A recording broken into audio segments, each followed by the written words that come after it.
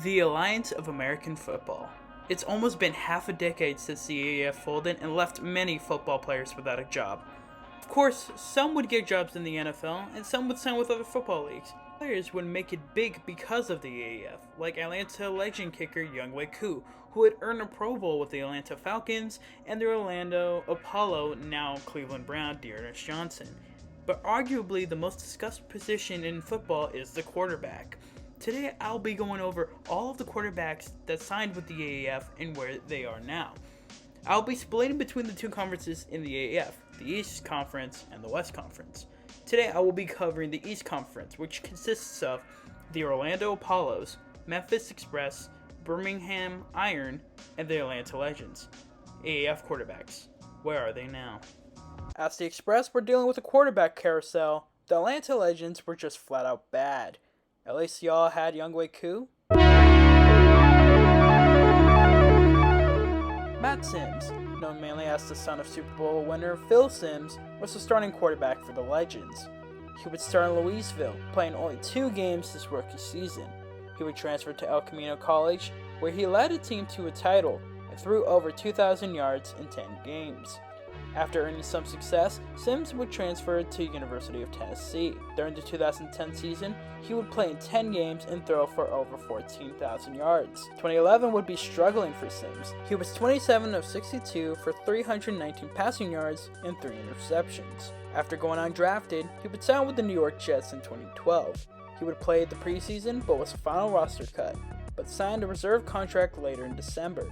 Simms would make the final roster after a season-ending injury for Mark Sanchez, being behind rookie Geno Smith. Simms appeared in 3 games for the 2013 season and finished the year with 156 passing yards. Simms would be placed on the practice squad in the beginning of the 2014 season, but was activated in November to play 1 game for 3 of 8 for 39 yards. After the Jets drafted Bryce Petty and signed undrafted free agent Jay Keeps, he requested to be released, and the Jets granted it. The Bills would sign him the next day. Competing for the backup quarterback spot in the preseason, he would start the last game against the Lions. There, Simms, while trying to break a tackle, inadvertently threw the ball 20 yards backwards, creating a loose ball situation and setting the Lions up for the game-winning score.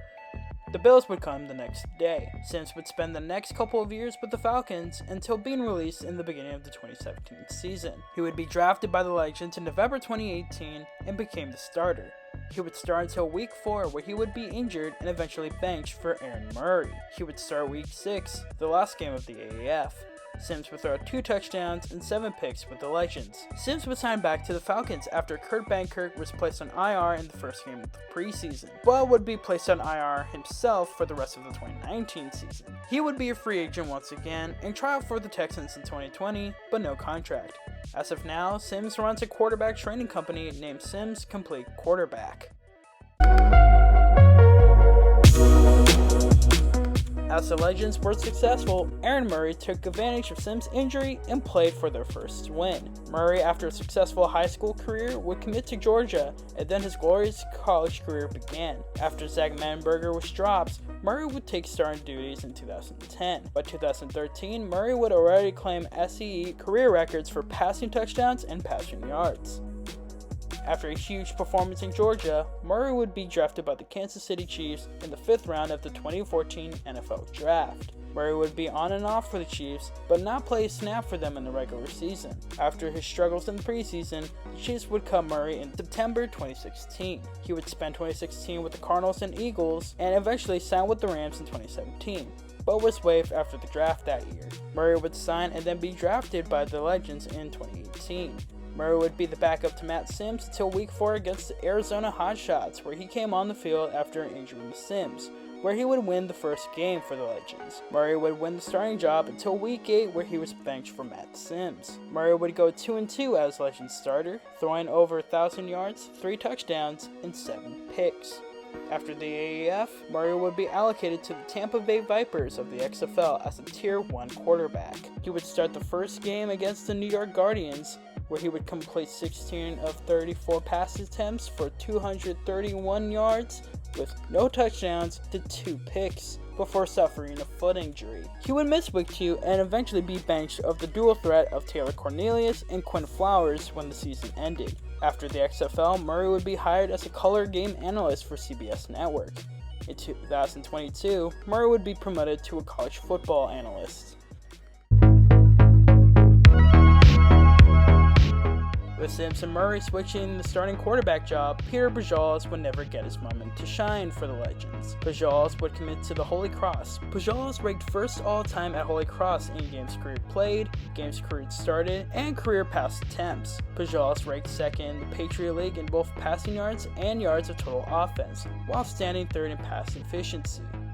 He would go undrafted and sign with the Minnesota Vikings in 2018. He would be cut for final roster cuts. Pujols would be drafted by the Legends in the 3rd round, playing third string behind Murray and Sims. He would get some playing time, throwing 4 of 6 in 3 games, longest pass being 6 yards. After the league, he would participate in minicamps for the Detroit Lions and Chicago Bears, but leave empty-handed. Currently, Pujols is now an account executive and presumably done with football. And just like the Express, there was another quarterback that didn't even make the roster for the Legends. Justin Holman would play 4 seasons with UCF before attempting in the draft in 2017.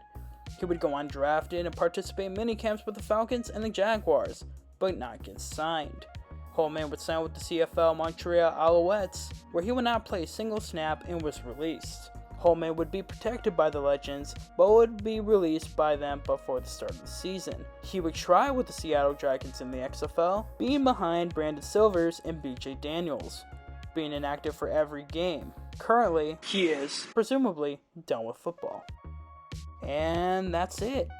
Those are what happened to the quarterbacks in the East Conference of the AAF. Eventually, I'll get to the West Conference, the Arizona Hotshots, San Diego Fleet, Salt Lake Stallions, and the San Antonio Commanders, but until then, this is Pure Sports Productions, signing off.